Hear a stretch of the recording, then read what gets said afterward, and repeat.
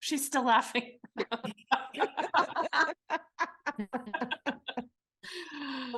That's so funny.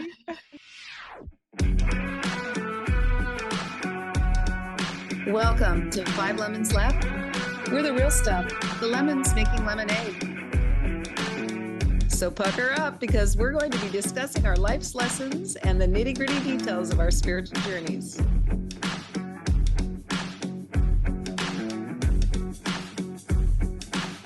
Hey y'all, I'm Amanda.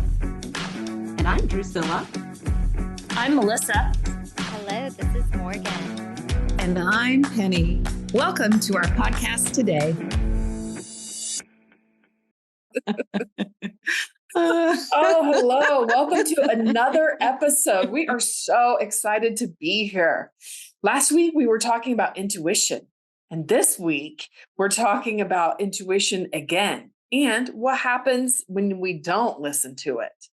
We're going to talk about what happens when we don't. Do we want to live in pain or do we want to choose an easier path? Morgan, you're going to start us off. Okay, sure. Well, I just thought of a story from a few weeks ago when I spoke at Sundays with Spirit for the very first time. No, I'm sorry. It was when I prayed at Sundays with Spirit for the very first time. And I was programming out my day. I wanted to do a little something with my hair, maybe put on a touch of makeup and just look presentable for this Zoom live recording. And, but I also wanted to have lunch. I wanted to eat something before getting on this 1.5-hour long Zoom call. And our housekeeper was downstairs cleaning the kitchen. So I couldn't get in there to make a salad or anything. So I was like, well, I'm just going to go pick us up some lunch real quick. And I definitely got an uneasy feeling in my body. And that uneasy feeling was telling me, I don't really have time for this. But the desire for food prevailed. And I went down the street and picked up lunch for us. And it took 45 minutes to get a to-go order. And I got back to the house with 15 minutes to shove the food in my mouth and get in front of the Zoom camera without doing my hair, without doing my makeup. I had my hair pulled back in a ponytail and I was flustered and frenzied and not centered like I would have preferred to have been. And I just completely self-sabotaged myself and that whole experience. And everything went fine. The praying at Sundays with Spirit went fine.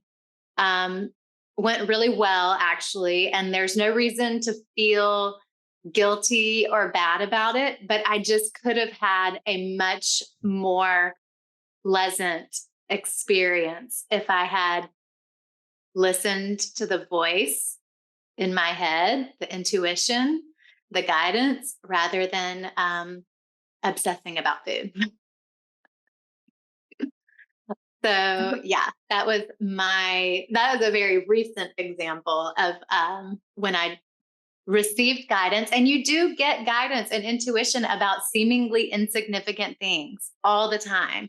And if we aren't listening in these small scenarios, then it's going to be even harder for us to recognize it in the bigger, more important air quotes events in our life. So anyway, that's my story that I want to share for now. I have plenty of other examples, but I'm going to give somebody else an opportunity to weigh in.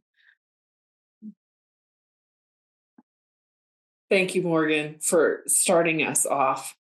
Yeah. What's coming to my mind is Mike and I, which is my husband, were having a little scuffle. And I don't even remember what it was about, but I remember going into the bedroom and then my mind was like, I could have said this, I should have said that, like just on the wheel because I was upset. And then I'm like, I'm going to go out and I'm going to give him what for? And I got an intuitive hit that was like, no, let's not do that. I'm like, oh, what? No, I think I should go say this. And then I got another really subtle hit maybe this isn't the best time to say this. So, of course, I march right out of my bedroom and I start the fight up all over again. And yeah, it felt kind of satisfying and wrong at the same time. I have to admit, like I really wanted to say my piece, and I'm glad that I said my piece. And it felt a little dirty too because I could have ended the fight earlier. It could have resolved differently, and I just didn't listen. I didn't listen. So thank you for that story, Amanda. What do you think is the difference between if we choose to follow our intuition in those moments and if we choose not to follow our intuition in those moments? I think it goes back to learning through pain or learning through joy. So just like in your story, Morgan, like the end result is similar. So it worked out okay. Like when you got there and you landed and you prayed, that all went well.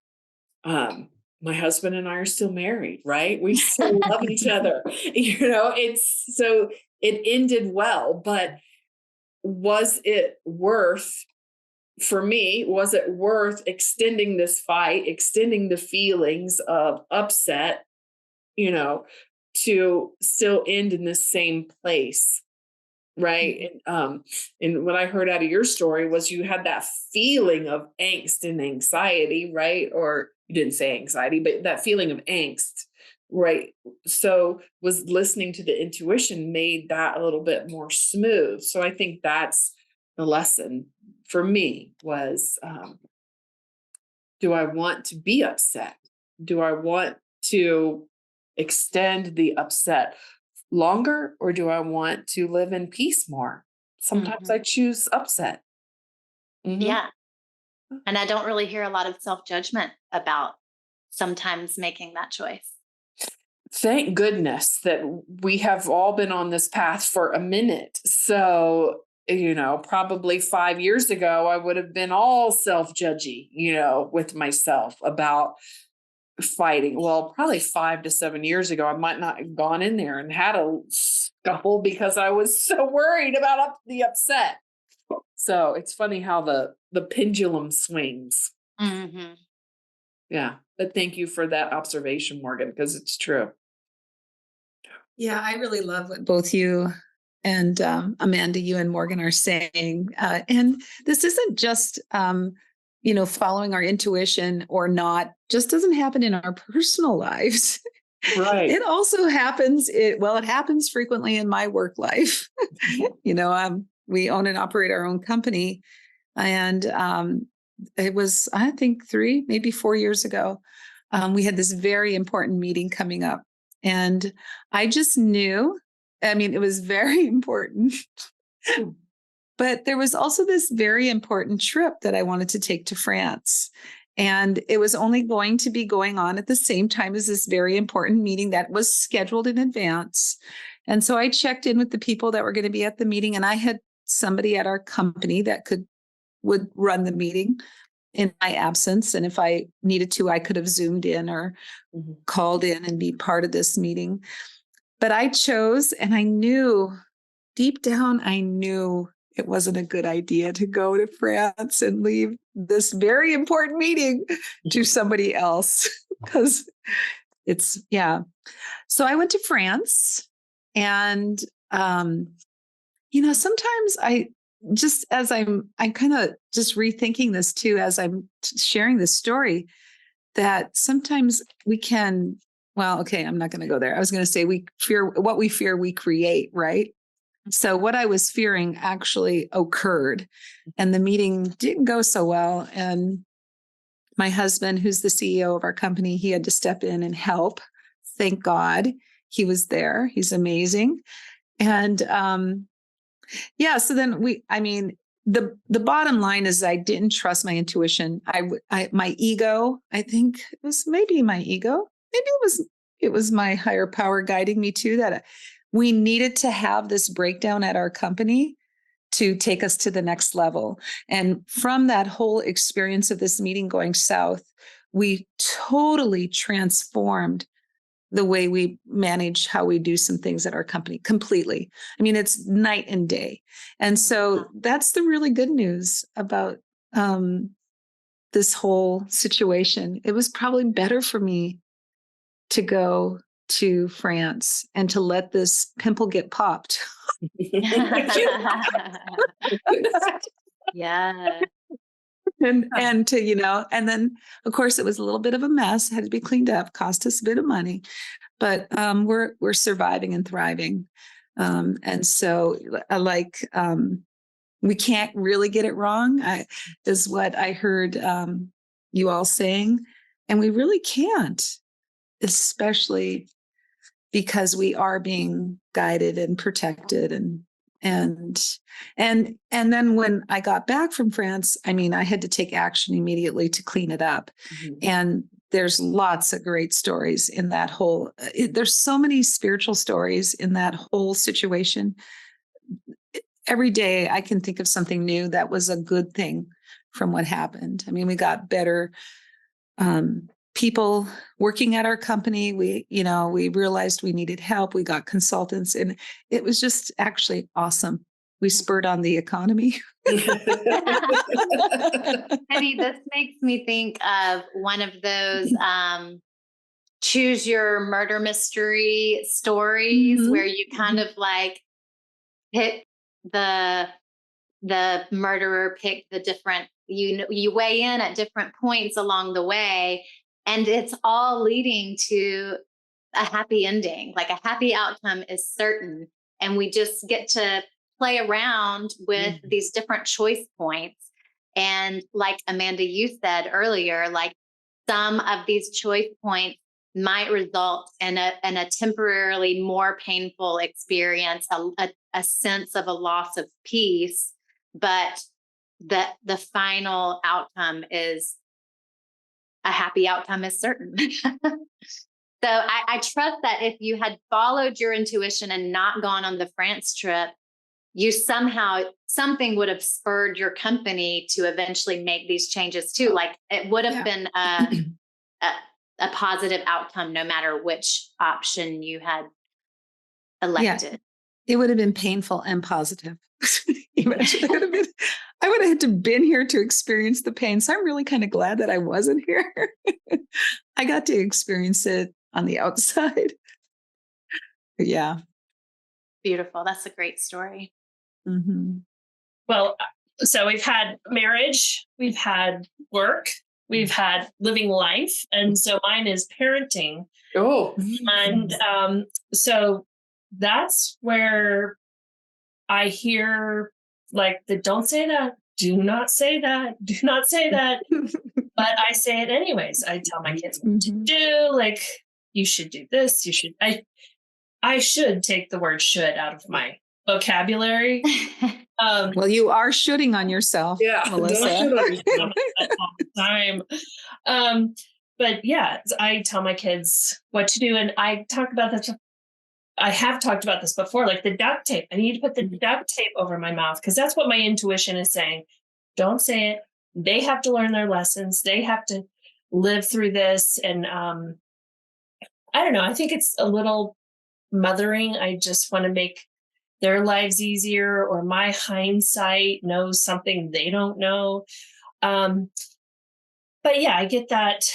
I still get that often. And Amanda, I used to have those same fights in my marriage. And I remember talking about this like probably 5 or 7 years ago too. Like you said, I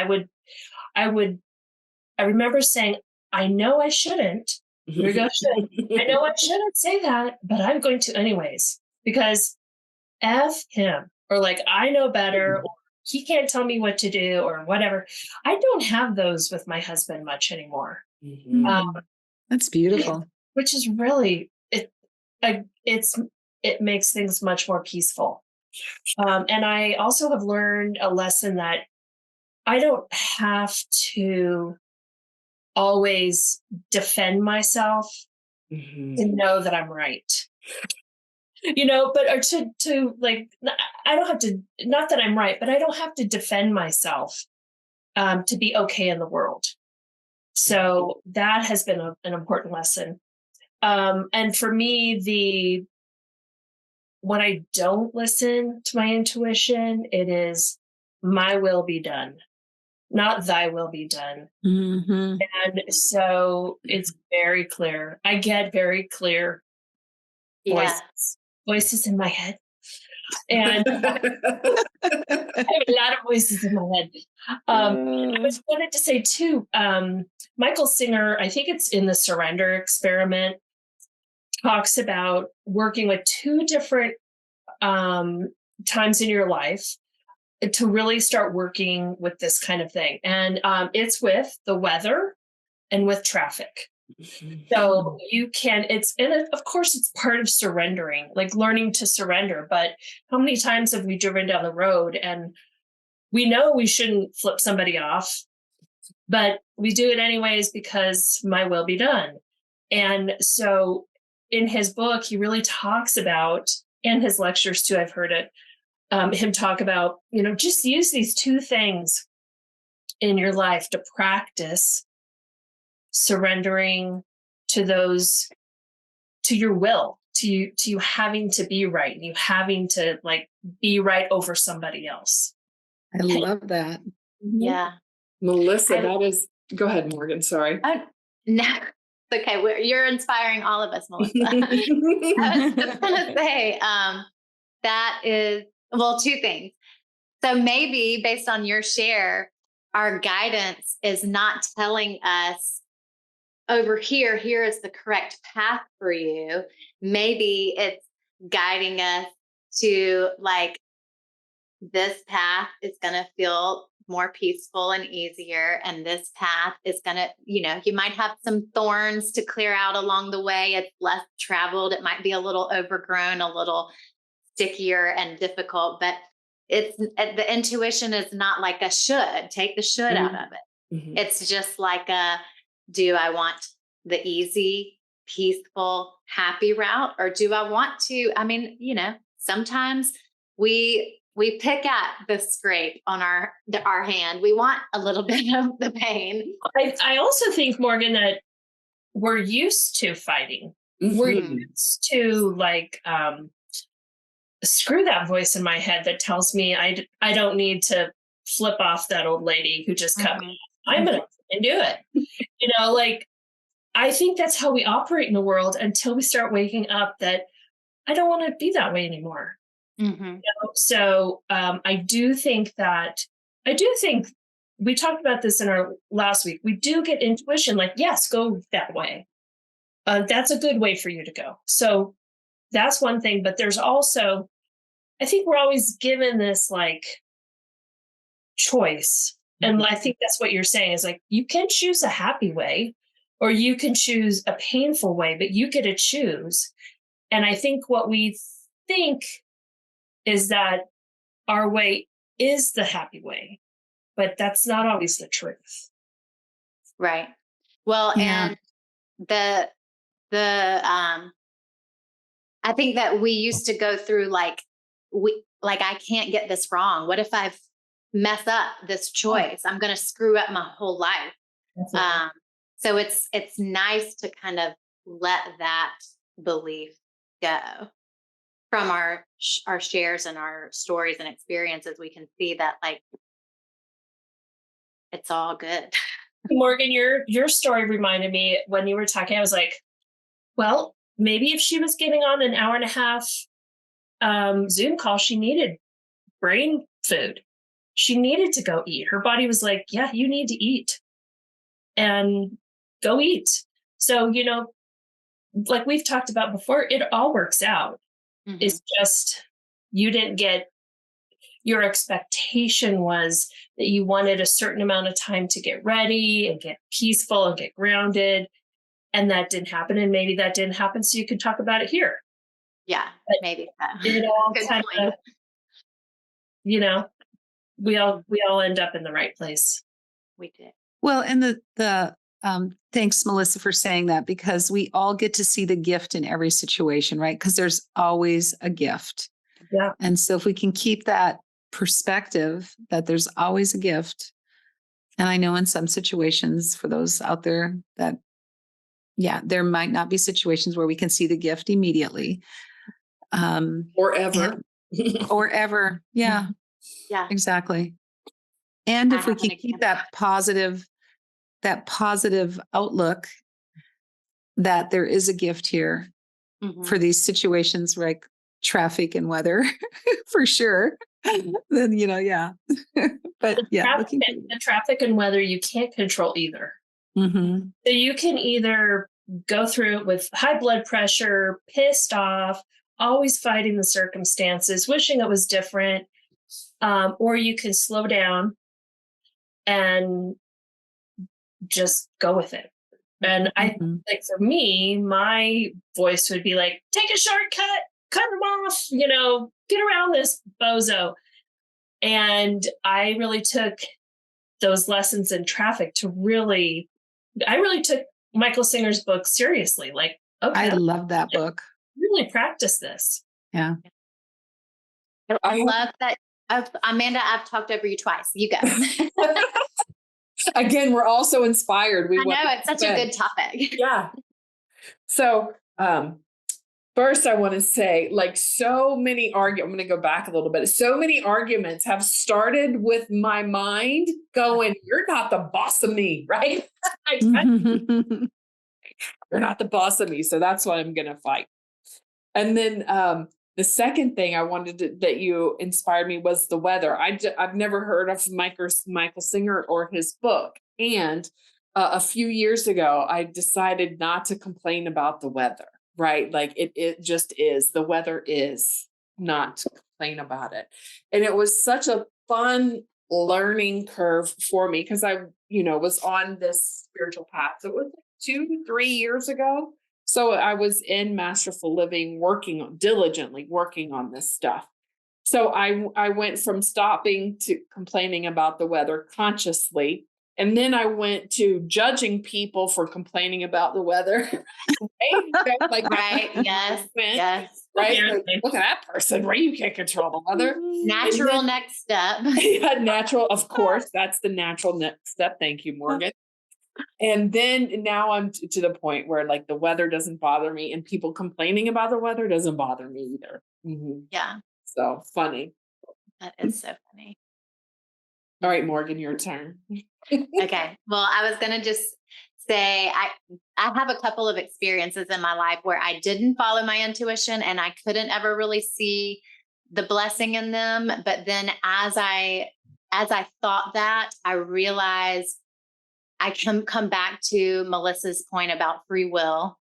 And so it's like spirit's always guiding us, intuition's always guiding us towards the less painful path. But it's free will. And if we choose the other path, where there's no judgment from spirit, from God in that, and we're just inviting more forgiveness opportunities. So a greater chance for more expansion, more awareness, if we're willing to look at it that way. So there's, I have two examples. I'm just going to share one of them. When we got the phone call that my husband's father was in the emergency room, it was the middle of the night, and his mother told us to just, told us what was going on and told us to just wait for an update. And so we went back to sleep, and I had an intuition that we should get in the car right then and there and drive up to Montgomery. But I didn't know what the outcome was going to be. I had to work the next day. It was the middle of the night. We were half asleep. So when his mother said that and John Mark agreed to that, I didn't step up and say, I'm getting the intuitive hit that we need to get in the car right now and drive to Montgomery.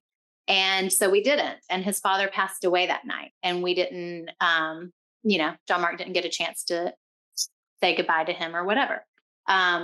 So that, of course, triggered a lot of guilt in me and a lot of like this feeling of being a spiritual failure, like I'm getting this intuition and I'm not following it. So that was one of those examples that I could never really find where is the happy ending in that? What is the good in that? But it has given me a lot of forgiveness opportunities and a lot of forgiveness work to do, which I know has contributed to my healing. And I know it's been a lot of forgiveness work for John Mark too, even though he doesn't blame me in any way, shape, or form for that. But anyway, so sometimes it's not as clear, I guess.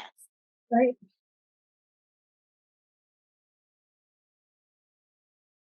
Oh, thank you for sharing that story, Morgan. Mhm.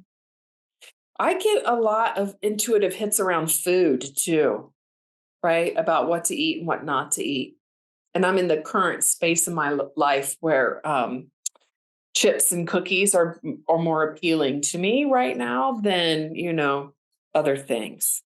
So I do get get intuitive hits to eat this and not eat that, or go outside for a walk instead of watching TV, or like things like that. And I'm just cruising along with my tortilla chips from my favorite corn chips and murder TV. I'm just saying, I'm still following that.